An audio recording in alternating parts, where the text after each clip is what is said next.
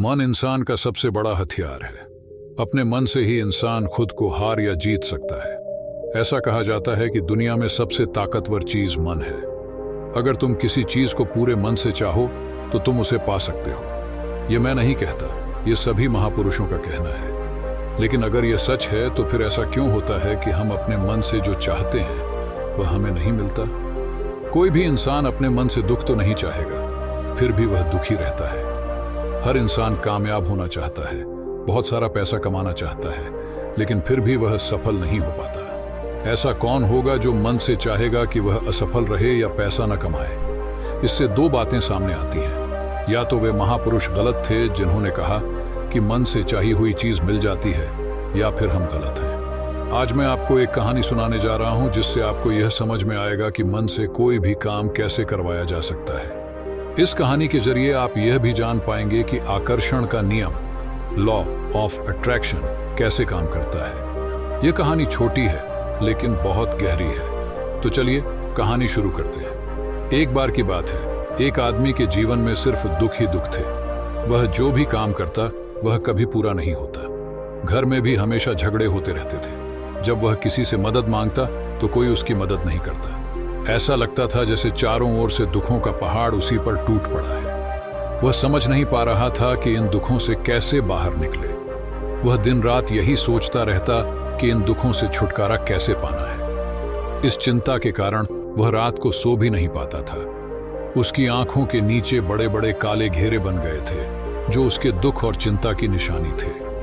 कभी कभी उसके मन में आत्महत्या के भी विचार आते थे, लेकिन परिवार की चिंता के कारण वह ऐसा नहीं कर पाता था। उसने ठान लिया कि वह किसी भी तरह इन दुखों से छुटकारा पाएगा, चाहे इसके लिए उसे कितनी भी मेहनत करनी पड़े। एक दिन उसने अपने एक मित्र से पूछा कि वह अपने जीवन को कैसे सुधार सकता है। उसके मित्र ने उसे सलाह दी कि वह किसी बाबा के पास जाए। बाबा के पास ऐसा मंत्र होता है जिससे सारे दुख दूर हो जाते हैं, जीवन खुशियों से भर जाता है और धन संपदा भी मिल जाती है। उस आदमी ने यह बात अपने मन में बिठा ली और जहां भी किसी बाबा के बारे में पता चलता वह वहां पहुंच जाता। वह बाबा को अपनी समस्या बताता और समाधान मांगता। बाबा उसे कुछ टोने टोट के बताते और बदले में दान दक्षिणा लेते। वह आदमी टोने टोट के पूरी विधि से करता, लेकिन इससे उसके जीवन में कोई बदलाव नहीं आया, बल्कि उसके दुख और बढ़ गए और उसका पैसा भी धीरे धीरे खत्म होने लगा। तब उसे समझ में आया कि बाबाओं के पास जाने से उसके दुख कम होने की बजाय और बढ़ रहे हैं। फिर एक दिन एक आदमी ने उसे सलाह दी कि वह अपने घर में हवन करवा ले।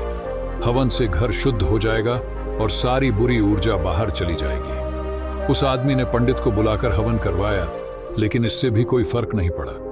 अब वह आदमी पूरी तरह से निराश हो गया और उसे लगा कि उसके जीवन में से दुख कभी खत्म नहीं होंगे। एक दिन एक व्यक्ति के दोस्त ने उसे एक ऐसे बाबा के बारे में बताया जो किसी भी समस्या का समाधान बताने के लिए कोई दान दक्षिणा नहीं लेता था। उस व्यक्ति को लगा कि यह बाबा अन्य बाबाओं की तरह नहीं हो सकता, क्योंकि वह दान दक्षिणा नहीं लेता।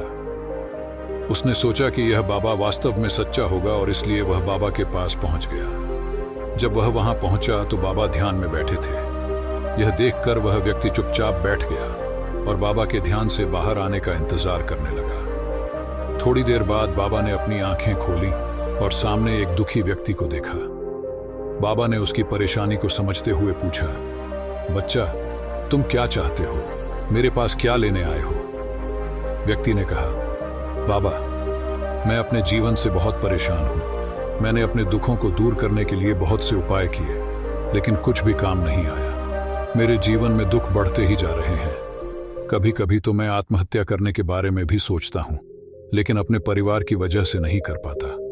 मैंने आपके बारे में बहुत सुना है और बहुत उम्मीद के साथ आपके पास आया हूं। कृपया मुझे ऐसा कोई उपाय बताएं जिससे मैं अपने दुखों से छुटकारा पा सकूं। बाबा ने महसूस किया कि वह व्यक्ति सच में बहुत परेशान है। उन्होंने कहा, दुखों को दूर करने के लिए मंत्र ऐसे ही नहीं मिलते, उसके लिए कुछ करना पड़ता है। क्या तुम कुछ कर सकते हो? व्यक्ति ने सोचा कि बाबा भी दान दक्षिणा मांगेंगे, लेकिन उसने कहा, बाबा, मैं कुछ भी देने को तैयार हूं, बस आपका मंत्र सच्चा होना चाहिए और उसका फल मुझे मिलना चाहिए। बाबा ने कहा, दान दक्षिणा की बात बहुत छोटी है, मुझे वह नहीं चाहिए। व्यक्ति ने फिर कहा, तो बाबा, मैं अंगारों पर चलने के लिए भी तैयार हूं। बाबा ने जवाब दिया, अंगारों पर चलने जैसी चीज मैं तुमसे नहीं करवाऊंगा। मैं तुमसे जो करवाना चाहता हूं वह बहुत कठिन है। व्यक्ति ने कहा, बाबा आप मुझे बताइए, मुझे क्या करना होगा। बाबा ने कहा, जब तुम अपने घर वापस जाओ तो रास्ते में मन में यह दोहराते रहना कि मैं सुखी हूं, मैं सुखी हूं। लेकिन याद रखना, मन में बंदर का ख्याल नहीं आना चाहिए। व्यक्ति ने सोचा कि यह तो आसान है और बाबा से विदा लेकर चल पड़ा। लेकिन जैसे ही उसने मंत्र दोहराना शुरू किया, उसके मन में अचानक बंदर का ख्याल आ गया। वह बार बार बंदर के बारे में सोचने लगा और मंत्र भूल गया। घर पहुंचने पर वह और भी परेशान हो गया और अगले दिन बाबा के पास वापस गया। उसने बाबा से कहा, मुझे हर जगह बंदर ही बंदर नजर आ रहे हैं, यह क्या हो रहा है?